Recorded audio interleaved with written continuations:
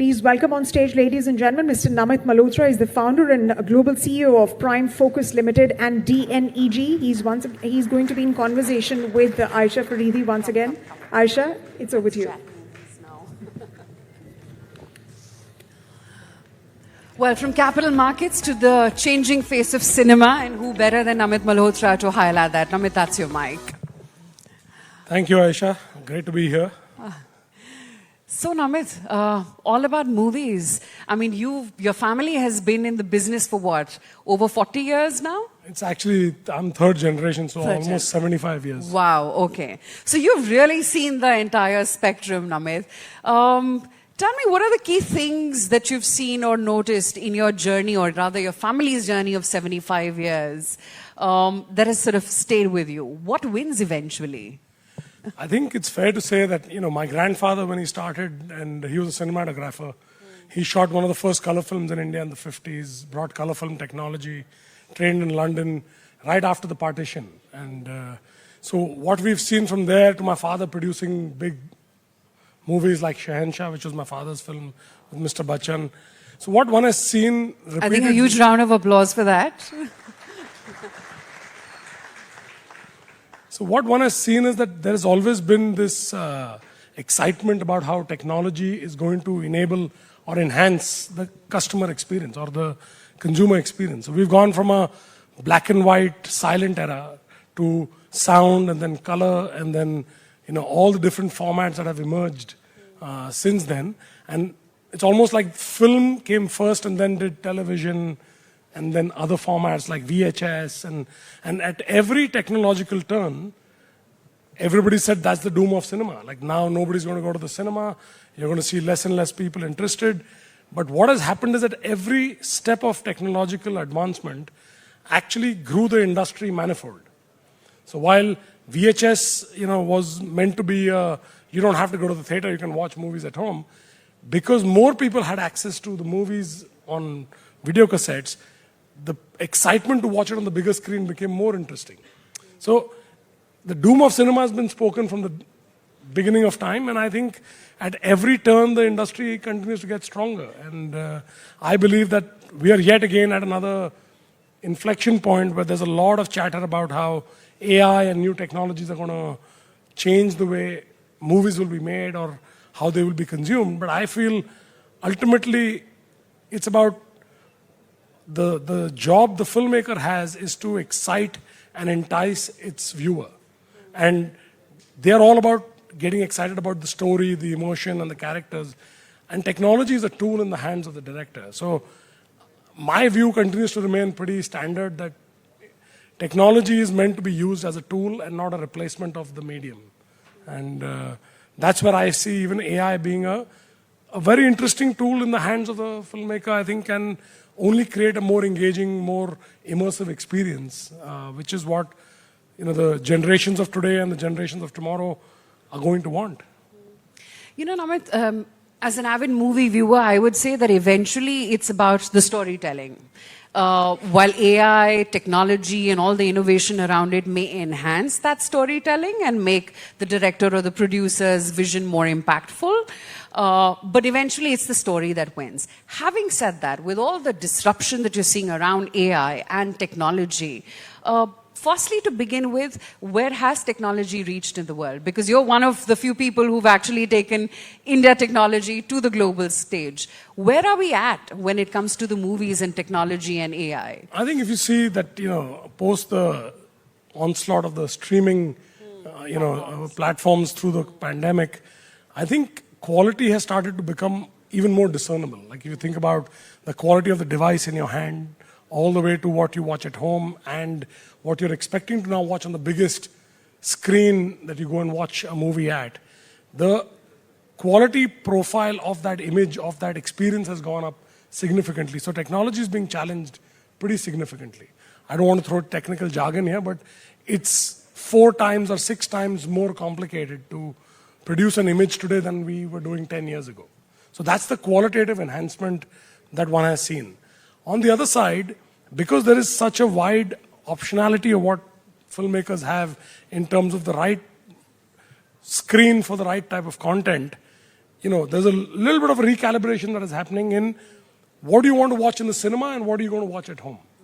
I think that's the biggest shift, if you ask me, where the content industry is now starting to take a more closer look at saying, is this content exciting enough for me to ask my customer, the consumer, to leave everything in their life and come to the cinema and give me 3 hours of their life for this experience.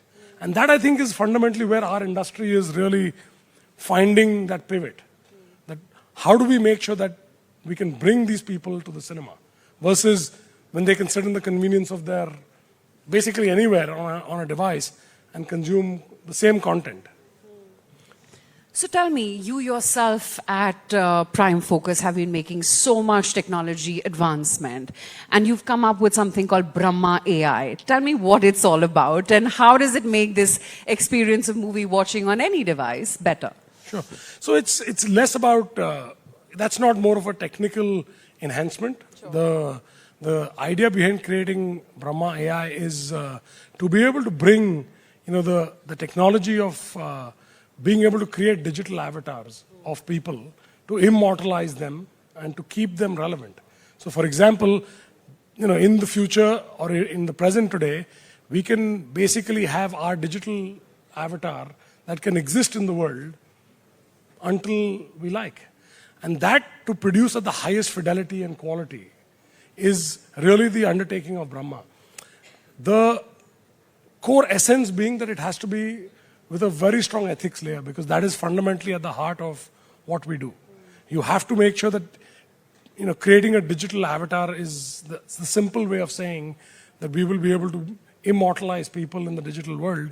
But it's at the end of the day, from making sure that the consent is in place and that how it is being used and how it is being accessed, is the entire control of that is what we've created to be in the hands of the person or the individual that is the ultimate owner of their own IP.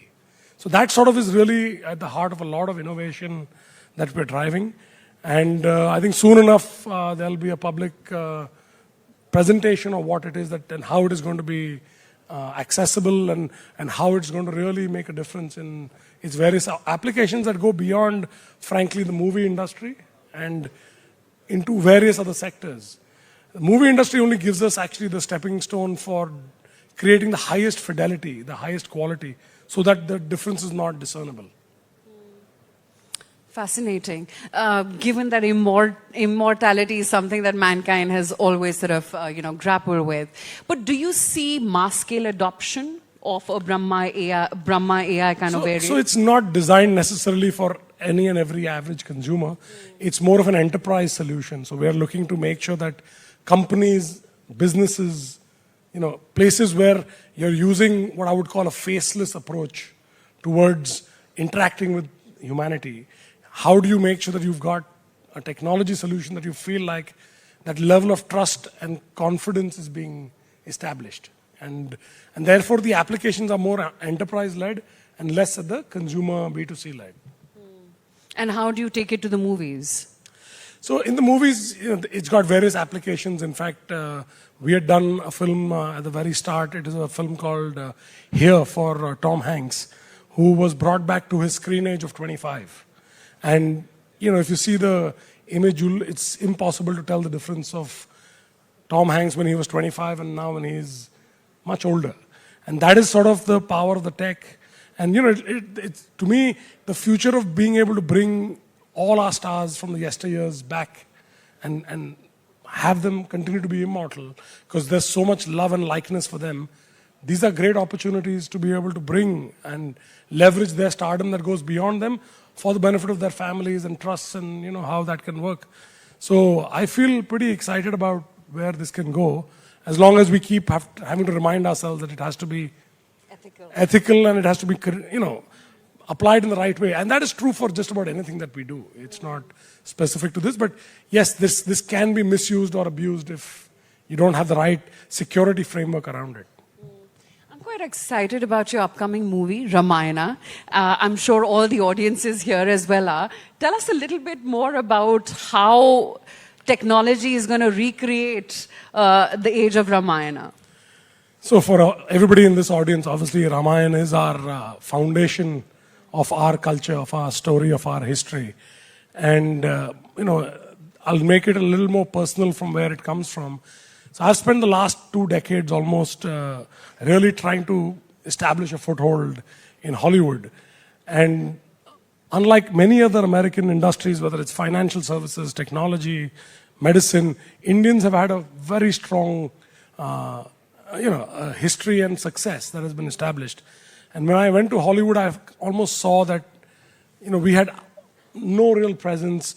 They didn't really have an appreciation of our industry, of our history, our culture.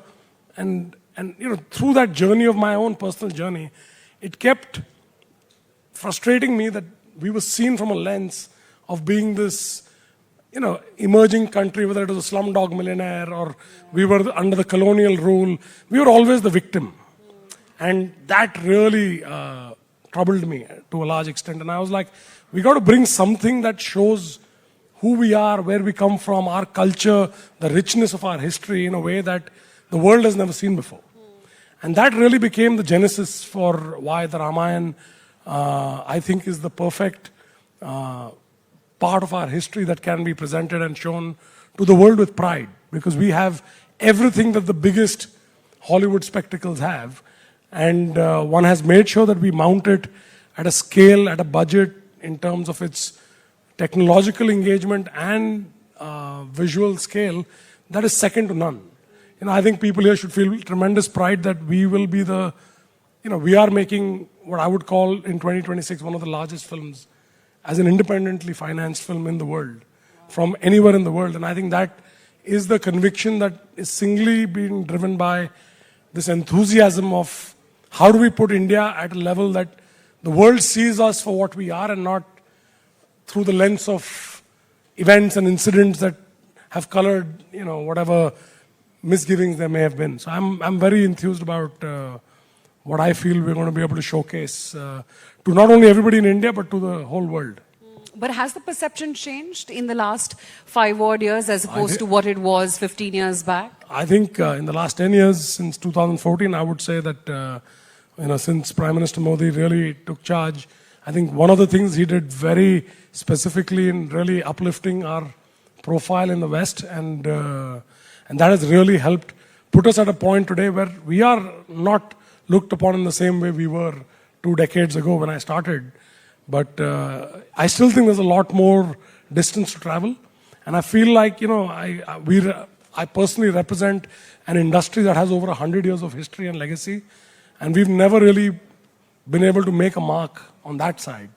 And this is where I feel it could be our moment to really put ourselves out there and, really do the best we can. And it's such a beautiful thing that you belong to an industry which has such an easy way to take India to the globe. I mean, go anywhere in the world, you'll find an Indian, and when you find an Indian, there will be Indian movies connect for sure. Sure. And that is something that I felt, like I said, in spite of that, it's not happened. And there must be a reason that in 100 years, if it's not happened, there must be something more than what meets the eye. And that I've discovered that. Obviously, that journey has not been easy, and I fight that fight every day, as Mr. Khela very elegantly put, that the Indian entrepreneurial spirit is raging, so it doesn't know the word give up, and we are relentless in that pursuit. Okay, Namit, great. Thank you so much for your time, and here's to the movies. Thank you. Thank you.